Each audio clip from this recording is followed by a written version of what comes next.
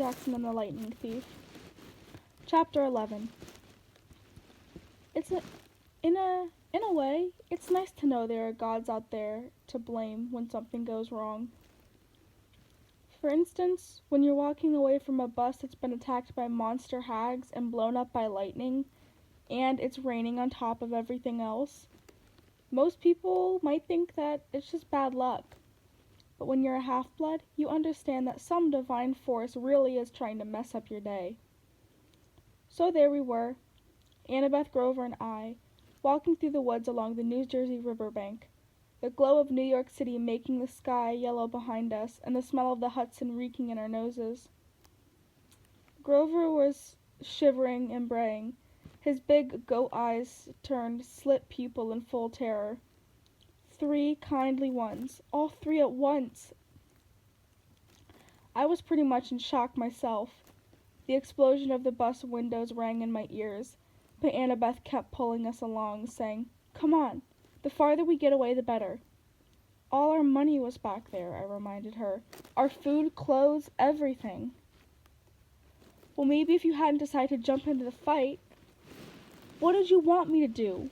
Let you get killed? You didn't need to protect me, Percy. I would have been fine.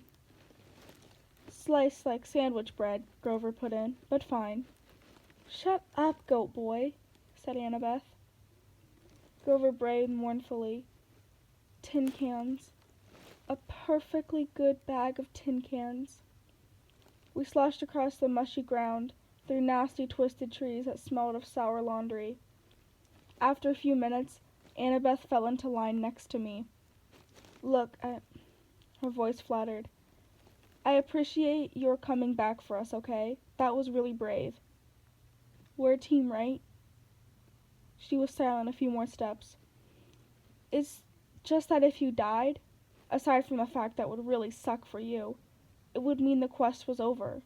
This might be my only chance to see the real world. The thunderstorm had finally let up. The city glow faded behind us, leaving us in almost total darkness.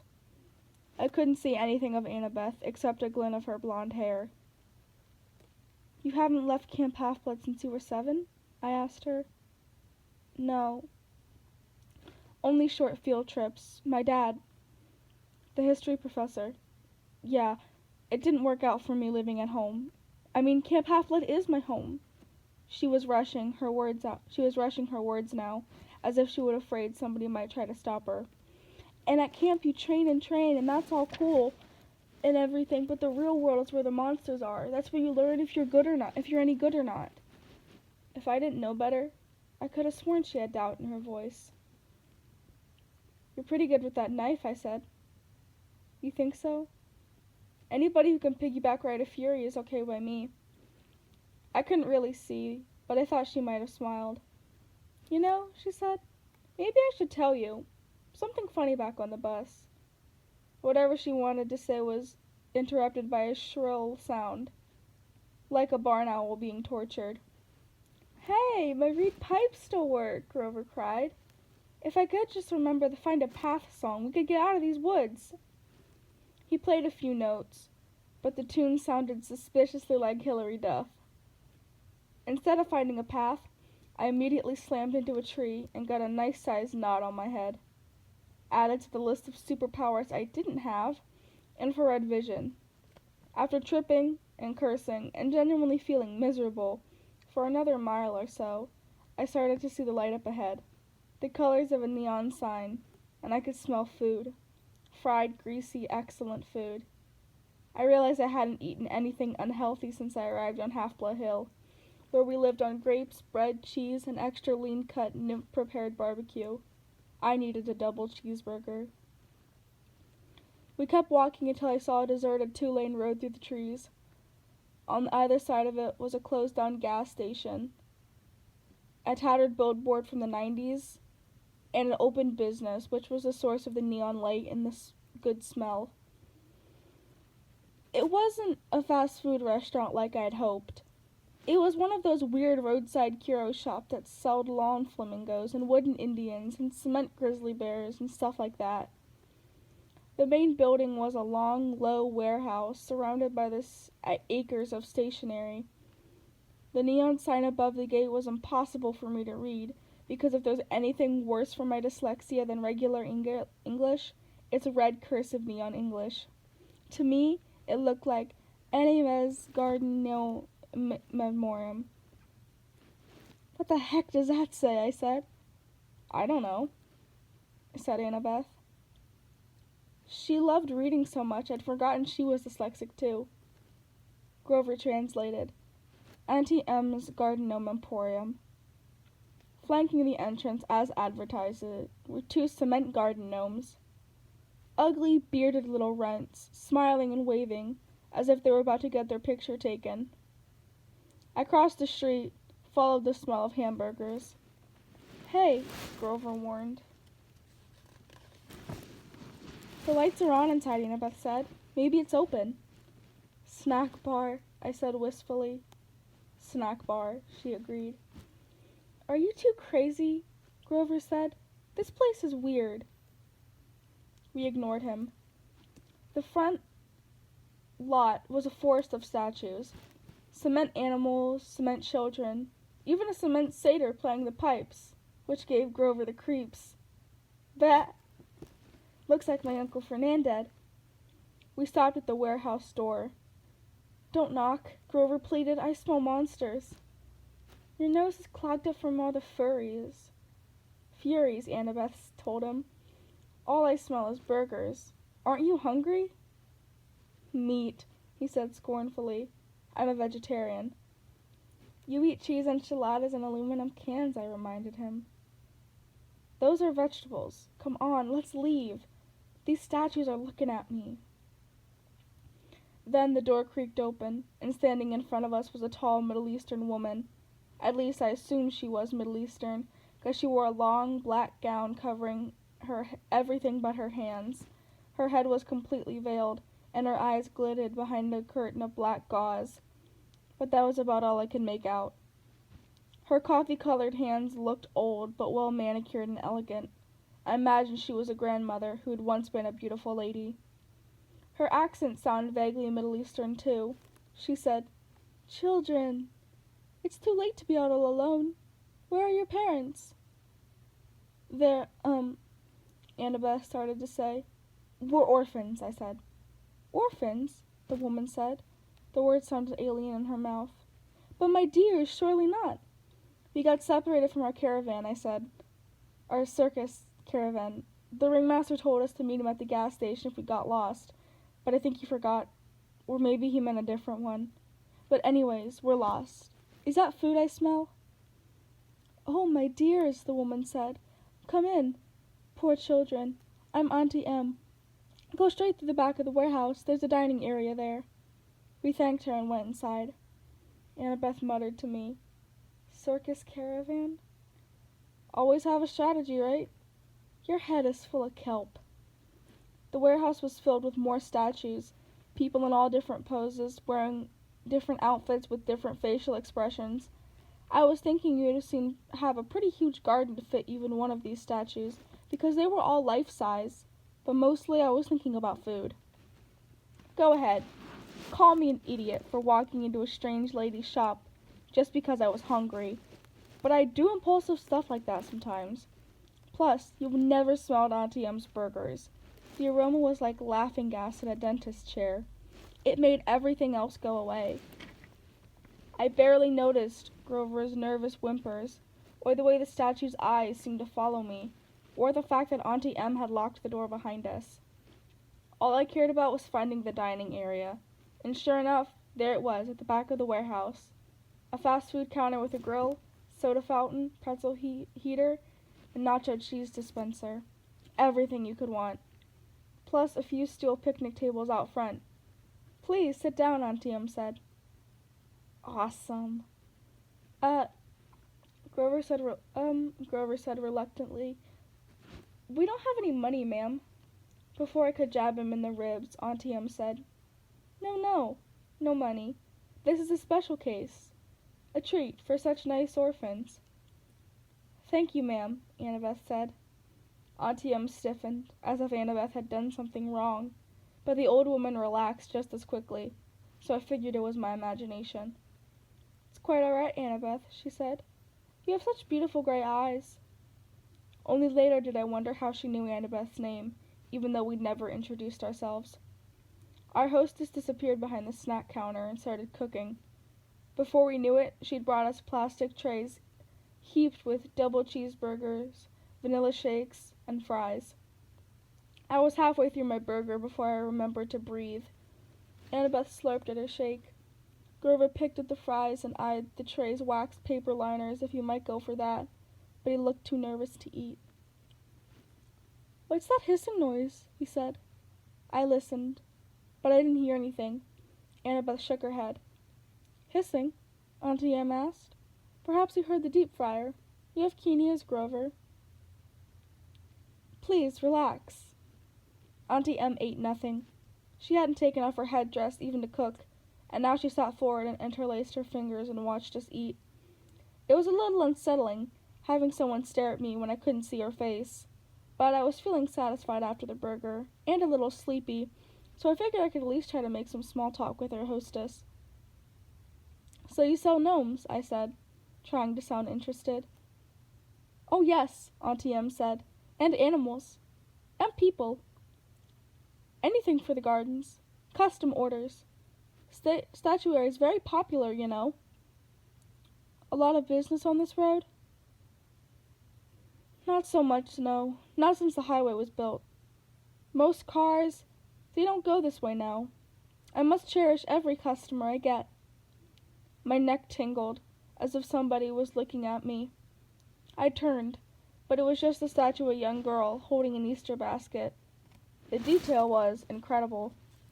Much better than what you'd see in most garden statues. But something was wrong with her face. It looked as if she were startled, or even terrified.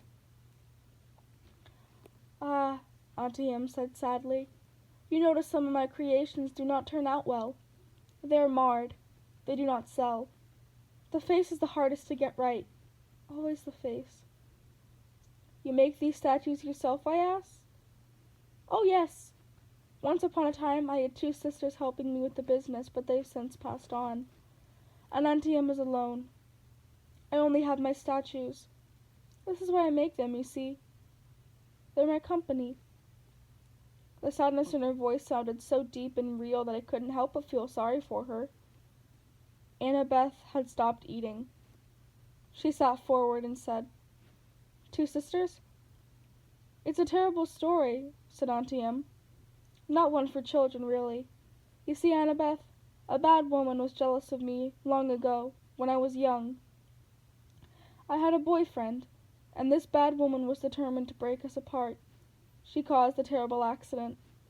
My sisters stayed by me. They shared my bad fortune as long as they could, but eventually they passed on. They faded away, and alone I have survived. But at a price, such a price." I wasn't sure what she meant, but I felt bad for her. My eyelids kept getting heavier, my stomach making me sleepy. Poor old lady. Who would want to hurt somebody so nice? "Percy," Annabeth was shaking me to get my attention. "Maybe we should go. I mean, the ringmaster will be waiting." She sounded tense, and I wasn't sure why. Grover was eating the wax paper off the tray now, but if Auntie Em found it strange, she didn't say anything. "Such beautiful gray eyes," Auntie Em told Annabeth. "It's been a long time since I've seen eyes like those." She reached up as if to stroke Annabeth's cheek, but Annabeth stood up abruptly. "We should go." "Yes!" Grover swallowed his wax paper and stood up. "The ringmaster's waiting. Right!" I didn't want to leave. I felt full of content. Auntie Em was so nice. I wanted to stay with her a while. "Please, dears," Auntie Em pleaded. "I so rarely get to be with children. Before you go, won't you at least sit for a pose?" "A pose?" Annabeth asked warily. "A photograph. I will use it to model a new statue. Children are so popular. Everybody loves children." Annabeth shifted her weight from foot to foot. I don't think we can." "Come on, Percy." Sure we can, I said. I was irritated at Annabeth for being so bossy, so rude to an old lady who just fed us for free. It's just a photo, Annabeth. What's the harm? Yes, Annabeth, the woman purred. No harm. I could tell Annabeth didn't like it, but she allowed Auntie Em to lead us back out the front door, to the garden statues. Auntie Em directed us to a park bench next to the stone satyr. Now, she said, the young girl in the middle and the two gentlemen on either side. Not much light for a photo, I remarked. Oh, enough, Auntie Em said. Enough for us to see each other, yes? Where's your camera? Grover asked. Auntie Em stepped back as if to admire the shot. Now, the face is the most difficult. Could you smile for me, everyone? A large smile. Grover glanced at the cement satyr next to him and mumbled, That sure does look like my Uncle Fernandad. Grover, look this way, dear. She still had no camera in her hands. Percy, Annabeth said. Some instinct warned me to listen to Annabeth, but I was fighting the sleepy feeling, the comfortable lull that came from the food and the old lady's voice. I'll be just a moment, Auntie Em said. You know, I can't see you very well with this cursed veil. Percy, something's wrong, Annabeth insisted. Wrong? Auntie Em said, reaching up to undo the wrap around her head. Not at all, dear. I have such noble company. What could be wrong? That is Uncle Fernandad, Grover gasped. Look away from her, Annabeth shouted. She whipped her Yankees cap on her head and vanished. Her invisible hands pushed Grover and me both off the bench. I was on the ground, looking at Auntie Em's feet.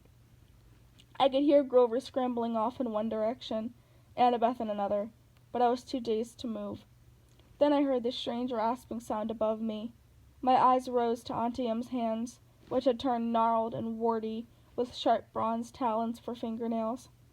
I almost looked higher, but somewhere off to my left, Annabeth screamed, Don't! More rasping, the sound of tiny snakes, right above me, from where Auntie Em's head would be. Run! Grover yelled. I heard him racing across the gravel, yelling, Meh! To kickstart his flying sneakers. I couldn't move. I stared at Auntie Em's gnarled hands. I tried to fight the groggy trance the old woman had put me in. Such a pity to destroy a handsome young face, she told me.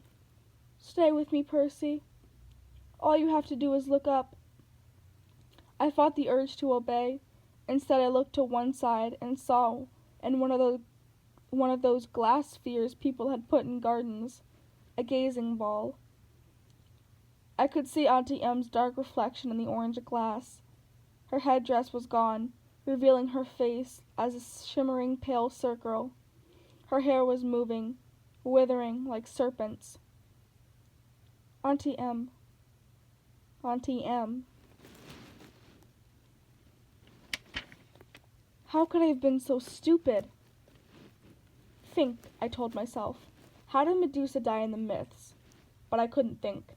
Something told me that in the myth, Medusa had been asleep when she was attacked by my namesake, Perseus. She wasn't anywhere near asleep now. If she wanted, she could take those talons and rake open my face. The gray-eyed one did this to me, Percy, Medusa said.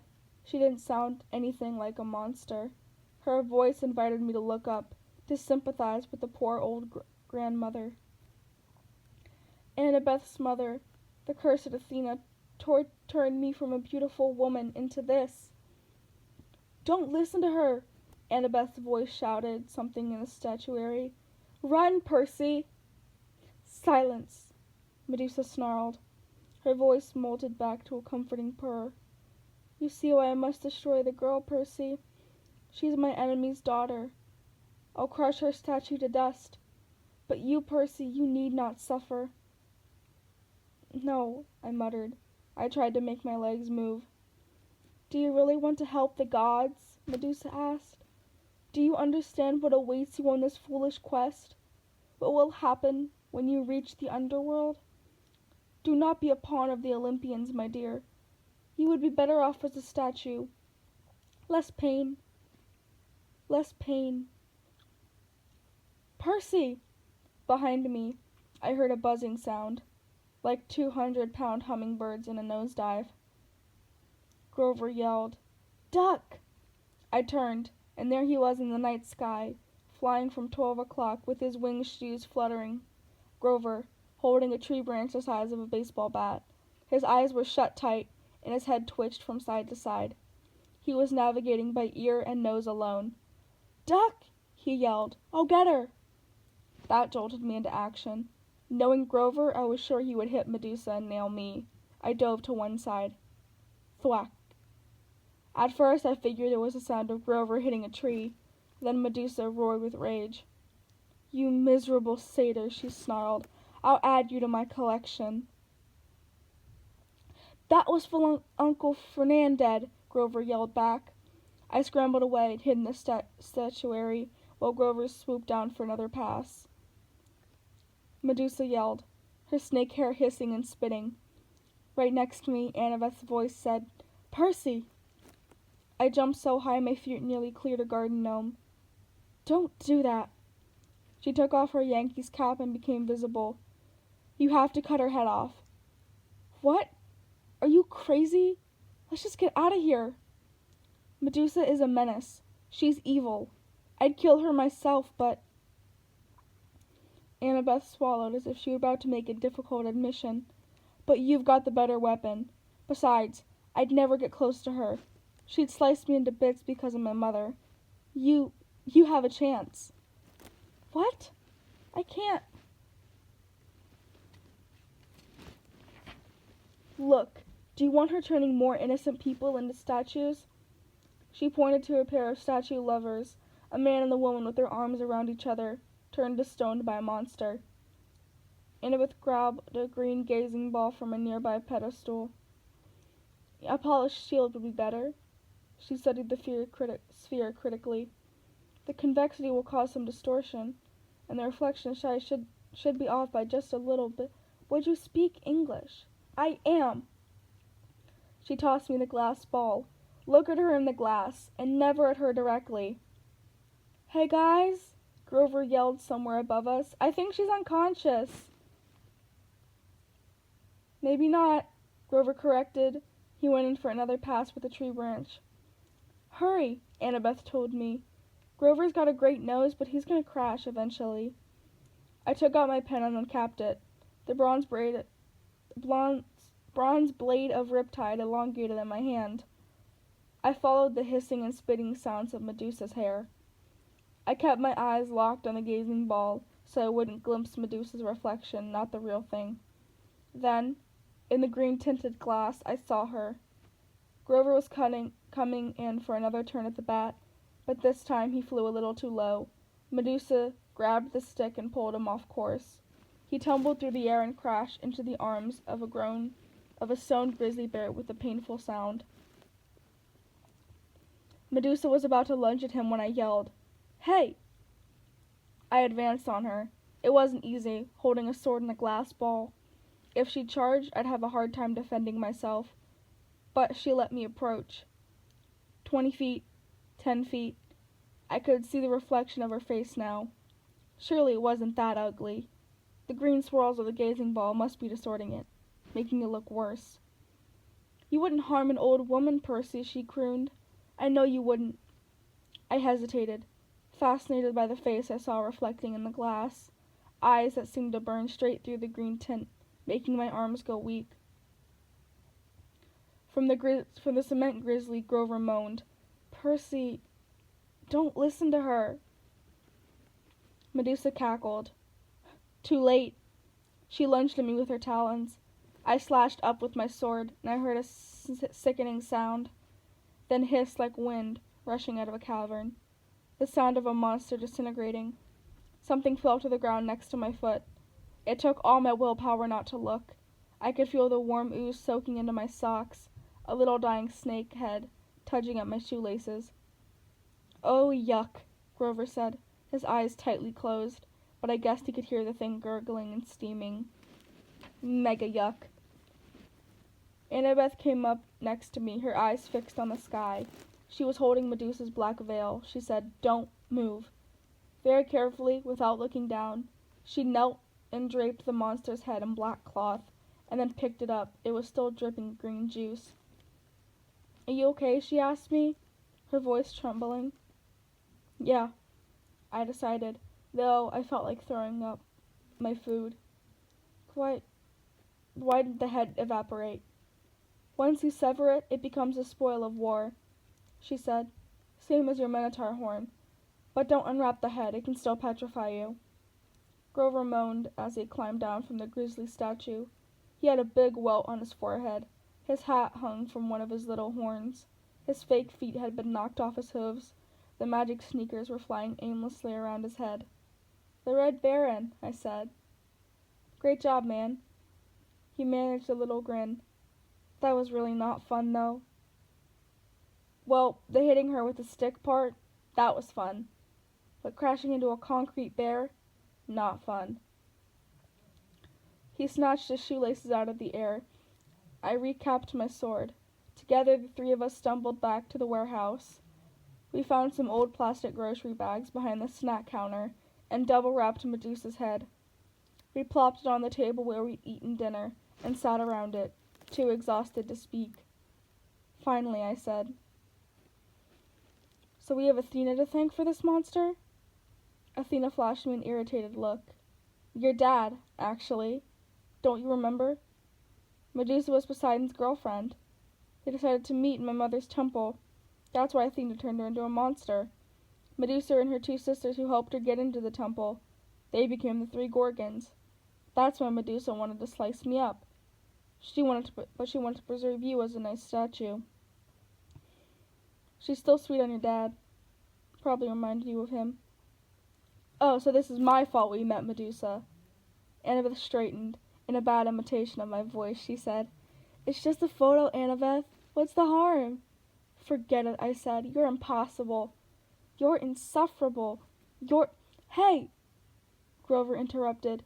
"You two are giving me a migraine, and satyrs don't even get migraines. What are we going to do with the head?" I stared at the thing. One little snake was hanging out of the hole in the plastic.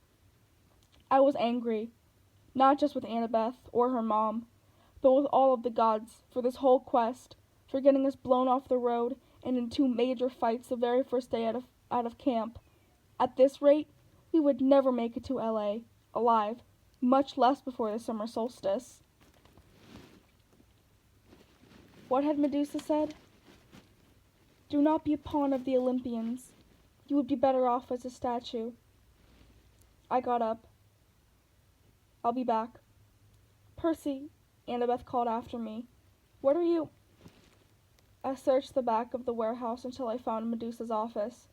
Her account book showed her most recent sales, all shipments to the underworld to decorate Hades and Persephone's garden.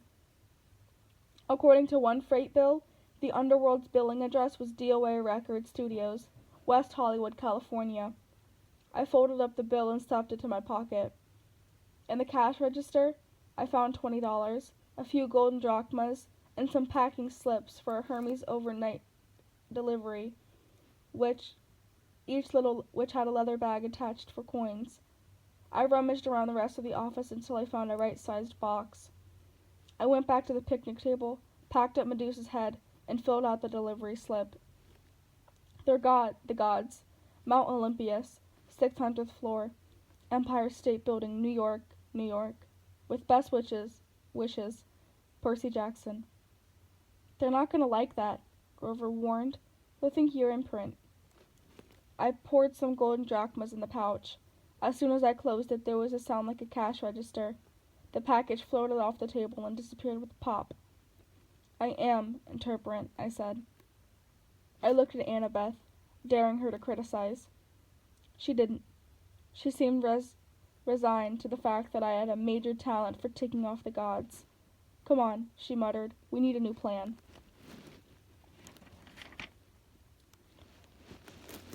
That was chapter 11. Now let's continue with chapter 12.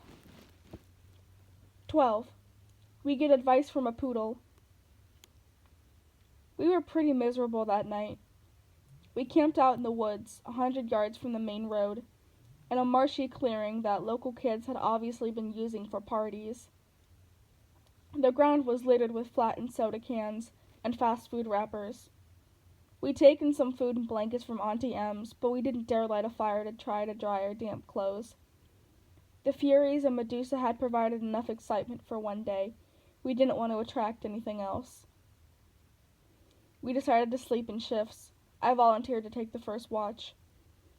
Annabeth curled up on the blankets and was snoring as soon as her head hit the ground. Grover fluttered with his flying shoes to the lowest branch of a tree and put his back to the trunk, staring at the night sky. "Go ahead and sleep," I told him. "I'll wake you up if there's trouble." He nodded, but he didn't close his eyes. "It makes me sad, Percy." "What does? The fact you signed up for this stupid quest?"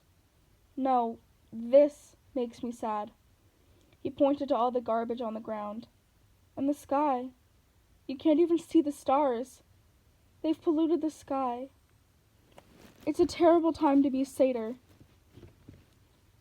"Oh yeah, I guess he'd be an environmentalist." He glared at me. "Only a human wouldn't be. Your species is clogging up the world so fast." "Never mind. It's useless to lecture a human. At the rate things are going, I'll never find Pan." "Pam? Like the cooking spray?" "Pan!" he cried in dignity. "Pan. The great god Pan. What do you think I want a searcher's license for?" A strange breeze rustled through the clearing, temporarily overpowering the stink of trash. It brought the smell of berries and wildflowers and clean rainwater, things that might have once been in these woods. Suddenly I was nostalgic for something I'd never known.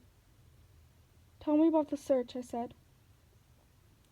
Grover looked at me cautiously, as if he were afraid I was just making fun. "The god of wild places disappeared 2,000 years ago," he told me. "A sailor off the coast of Ephenos heard a mysterious voice crying out from the shore. 'Tell them the great god Pan has died.' When humans heard the news, they believed it, and they began pillaging Pan's kingdom ever since. But for the satyrs, Pan was our lord and master, and protected us in the wild places of the earth. We refused to believe that he died. In every generation, the bravest satyrs pledged their lives to find Pan.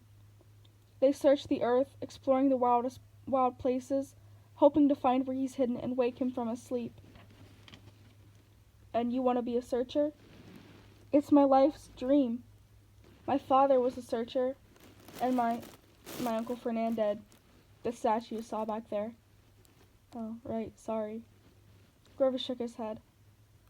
"Uncle Fernandez knew the risks, and so did my dad. But I'll succeed. I'll be the first searcher to return alive." "Hang on. The first?"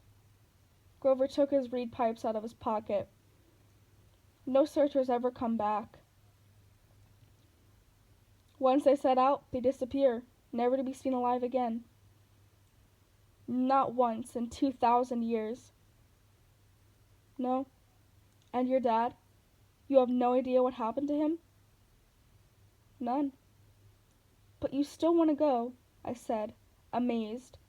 "I mean, you really think you'll be the one to find Pan?" "I have to believe that, Percy. Every searcher does. It's the only thing that keeps us from despair when we look at what humans have done to the world. I have to believe Pan can still be awakened." I stared at the orange haze of the sky and tried to understand how Grover could pursue a dream that seemed so hopeless. Then again, was I any better? How are we going to get into the underworld? I mean, what chance do we have against a god?" I asked. "I don't know," he admitted. "But back at Medusa's, while you were searching her office, Annabeth was telling me. Oh, I forgot. Annabeth will have a plan all figured out." "Don't be so hard on her, Percy. She's had a tough life, but she's a good person.